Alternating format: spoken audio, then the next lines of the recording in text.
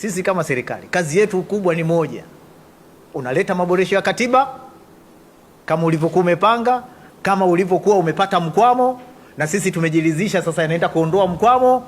Kwa hiyo mchakato utakaoendelea, klabu ya Simba ndio itaweza kuwaeleza jamii kwamba wataanza wapi, wataelekea wapi, au wameishia wapi.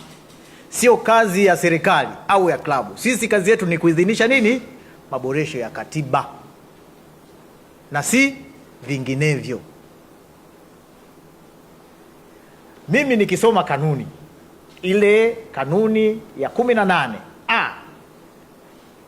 kanuni ambayo ni ya kanuni ile ya sheria ya Baraza la Taifa kama nilivyo ya 2017, imesema kwa klabu ya wanachama itakayoamua kuuza hisa zake na kuinvite kwamba uwekezaji, basi inaruhusiwa. Sisi tumeruhusu uwekezaji ndani ya nini? Ya klabu. Sijui tunaelewa. Katiba imeruhusu uwekezaji ndani ya nini? Ya klabu.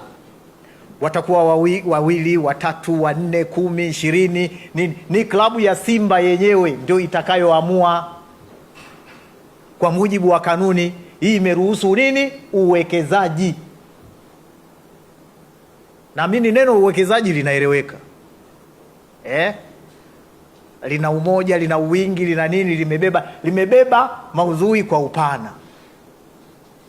Limetoa tafsiri kwa upana. Kwa hiyo hayo yote yatafanyika na klabu ya Simba.